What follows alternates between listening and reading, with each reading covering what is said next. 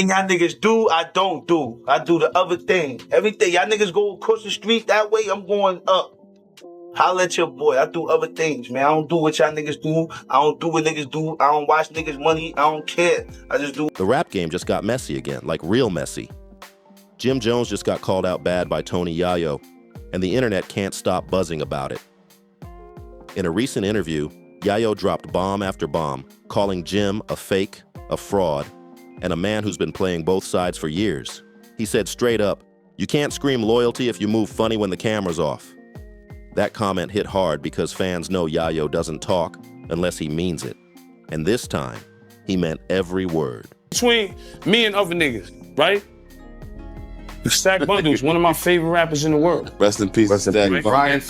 Rest in peace. Far Rock, Yep. you understand? Jim Jones, he had Stack Bundles, he had Max B. I looked at it like, wait, you know. Stack Bundles had a Porsche and was still in the hood. No disrespect to Jim Jones. Fifth had me in Battery Park. I could walk out that barefoot. I look at this. Get this.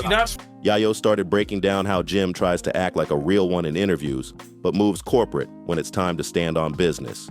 He want to be a gangster till it gets inconvenient. When a nigga love you, nigga, get the socks, nigga. Sneakers, Dior, nigga. But I'm walking out there barefoot. That's when you know a nigga love you, boy. Because he making sure you don't get your shit split. Because you go back to 134, anywhere, Baisley, right, Brooklyn, shit get split. Once I got shit, nigga shot my shit up. Bentleys and all that.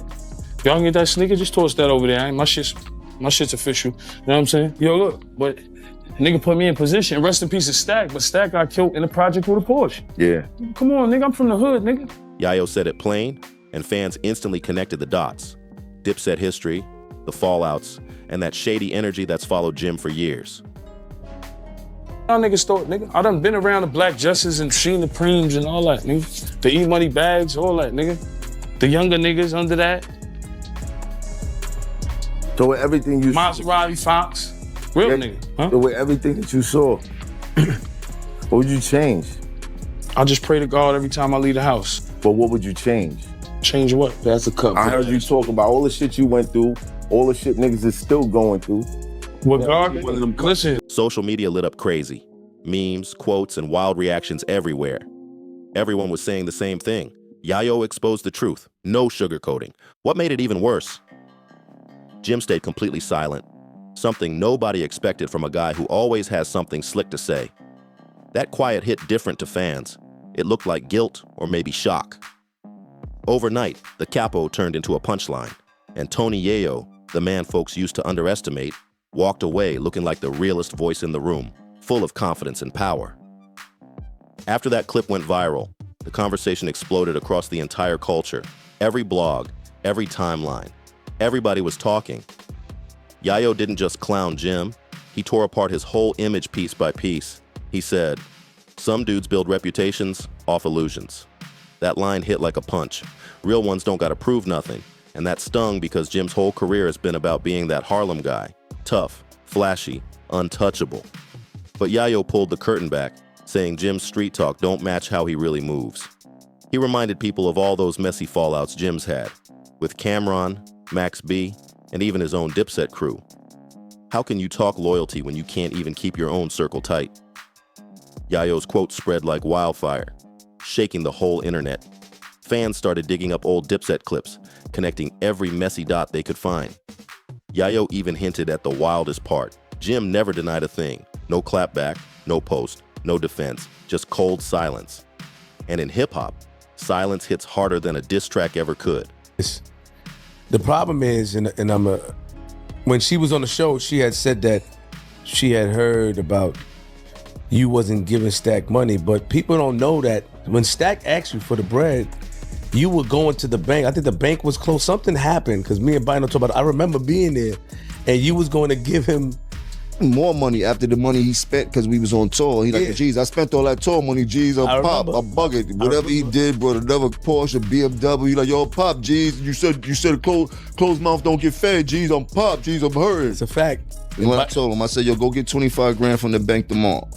He like, oh, yo, what's up with that Wrangler truck? I'm like, I left that shit in Brooklyn. I don't even want that shit. I don't even know what block it's on. Matter of fact, it's by the car shop where I got the Maserati from. He like, you let me get that, G's. I'm like, go take it. You probably got to get a new key. He like, oh, I'm going to go get that tomorrow, G's. You different, G's. And we all know the rest of the story. Why do you think that? People online started saying Yayo didn't just expose Jim, he straight up humbled him. Even old school heads had to admit it. The streets still respect Yayo's raw energy. People have this misconception of what happened. Why do you think even her? Why do you think that? Where did that come from? Because he likes to hear the truth. Because we were there. Bino get mad all the time, and he gets offended. And he was one of the people that called me. He was like, "That's not true." They think that what they think is that Stack asked you. So he told you he wanted to leave. They said that Stack told you he wanted to leave. He wanted to move, and you didn't move him out. But that's not true. You want to hear that story? All right, for Stacks and them, I was about to buy Stacks to get Max and Melly a whole brownstone in New Jersey. None of them wanted to leave the hood. This whole moment reminded everyone that realness never fades, even after decades in the game. And Yayo just proved that authenticity still speaks the loudest. Then Tony Yayo doubled down hard. He hit another podcast and said, "I'm not dissing nobody, I'm speaking facts. The industry full of actors." That one line alone shook the internet all over again. He said he's seen rappers fold in real life while acting tough online. You can't call yourself the capo if your own block don't vouch for you. Yayo said it loud and clear, throwing shade straight at Jim. Fans went wild, reposting that quote everywhere like it was gospel. People started pulling up old clips of 50 Cent and G-Unit holding it down while Dipset was busy doing interviews and talking big instead of showing action. They said Yayo looked like the last real soldier standing, while Jim came off like just another rapper spinning circles for attention. I just said, we just came back off tour. Yeah. You know, with Fifth, and we still touring. Still. And I do my own tours too for people. Oh, yo. You see, hey. I do my own tours. I did tours in Canada. I did a tour across the whole Germany and the Swiss Alps. And that's why I don't care about the hate. Cause I'm like, I got the possibility to do my own tour. Like something with Memphis Bleak. Memphis Bleak said Nori.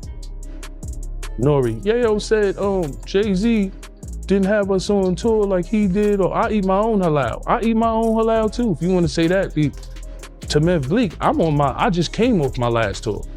All I'm saying is when you see Jay-Z in a setting, he never really, when he's doing a Beyonce show or whatever, you don't see Memphis Bleak on the stage and him being brought out. You know, even if I'm doing the hype man shit with 50, he's bringing me out. I'm making money. I'm going to. That's that man girl too. That's it. That's whole wife tour. Yeah, that's whole wife tour. So even the old G-Unit and Dipset tension started bubbling back up, with people debating who really ran New York back in the day. And the crazy part, Yayo didn't even have to get disrespectful. He let the truth speak for itself. He said, "I've been through the feds, real wars, real pressure. Most of these rappers, just storytellers."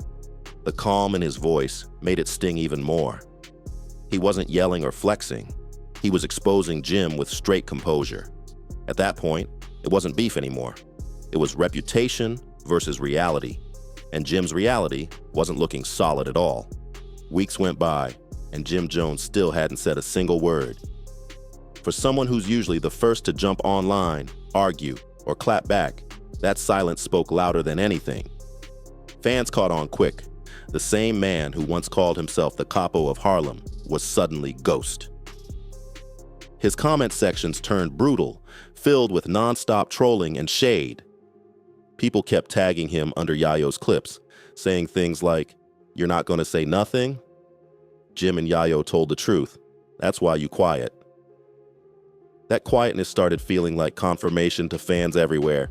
They believed Yayo had hit a nerve deep. Meanwhile, Tony Yayo was out here chilling, living his best life. No stress, no anger, just confidence and calm energy. Doing interviews, laughing, and soaking up every bit of attention with ease. Every time somebody brought up the situation, Yayo kept it cool and said the same thing. "I don't beef, I tell the truth. Real recognize real, and I don't recognize him." Yayo said, Hov don't look out for me like 50 look out for him. Oh, word? He said that? I just want to clear that up. Hov don't have to. All right. You know what I mean? All right. Okay. I'm chewing a lie on my own. All right. If Hov look out, I'm telling you, I'll be up there. All right. So when y'all see me out here, that's the Blizzle budget. Mm-hmm. But back to you, I'm sorry for cutting you off. But I just want to let niggas know Hov don't have to. That calm delivery hit way harder than any diss track ever could. It made Jim look like the loud one who finally got checked by someone he couldn't out-talk or intimidate. Yayo broke it down perfectly. You know, me from the hood, so people look at Bleak and don't understand the business he's doing. They always look at Jay like, yeah. Nah, Nick, That's why you got like Yayo talking about, Jay don't take care of I don't need Jay to go on tour. Don't smoke hard coke, yo. Yo, chill. You look like you need to be taken care of, Nick. You look like you need to go to the dentist. You need to look like you need to brush your teeth. You look like you need hygiene, Nick. You look like you need help. Tell your man 50 send you a house or something, yo. A lot of rappers love to borrow street energy until it's time to actually live it. He said, they talk gangster on the mic, but when the real ones walk in, they go quiet. You might need 2 ounces, Nick. That's why Paid in full movie, Nick. I got a G for every bump in your face, Nick. I promise you that, Nick. I promise you that, Nick. That's why he worried about Peon, you broke, Nick. You know I got it, Nick. What's up? The ain't bag is up. The both side. Hey, yo. Hey, Flea, where the both side, Flea? Let me finish that off. Ain't nobody taking care of over here, B. Nah, you good, my nigga. I love it. They deserve it. They need to hear it. Fans felt that deep. They said Yayo was speaking from experience, not ego. He's faced real pressure, federal cases, beefs, and losses. And through it all, he never folded, never switched up. And that's why people still respect his name today. So when Yayo called out Jim for being inconsistent, people believed every word. This wasn't gossip. It was a veteran breaking down something he'd witnessed firsthand, and that made it hit way harder. Blogs went wild instantly, flooding timelines with titles like Yayo exposes Jim Jones for being industry tough, and Dipset Capo checked by G-Unit veteran. Feeds were packed with reactions, clips, and hot takes everywhere. The timing couldn't have been better either. Yayo didn't have to drop a song, start beef, or chase clout. He just spoke facts with receipts, tone, and years of real experience behind every word. That's what made the humiliation sting so bad for Jim. It wasn't some young rapper trolling for clout. It was a respected OG who'd been around long enough to call out the fake when he saw it. Jim tried to play it cool online, posting selfies, hanging with celebs, and dropping motivational quotes like, "Success is the best revenge." But nobody was buying it, not for a second. Fans flooded his comments with laughing emojis and Yayo quotes, turning every post into a roast session. The internet had already made its choice about who looked more authentic. Even some loyal Dipset fans admitted Jim needed to respond, but deep down, they knew any comeback would sound forced, too late, and weak. By the time the dust settled, Yayo hadn't just won the argument, he took the crown for realness in front of the whole culture. He won the respect war, no question about it. Yayo reminded the entire culture that credibility can't be faked. You can't buy it, you can't post it, you gotta live it. Jim's version of real looked polished and performative, while Yayo's came off rugged, raw, and unfiltered. The kind of authenticity that can't be rehearsed or duplicated. In the end, Jim's silence became his downfall, and Yayo's truth became the loudest statement of all. Sometimes the quietest man in the room is the one that hits the hardest, and Yayo proved that without dropping a single bar or diss track. This whole situation just showed the world who really walks the talk. Drop your thoughts in the comments. Whose side are you on? And don't forget to smash that like button, hit subscribe, and turn on post notifications so you never miss the next wild breakdown.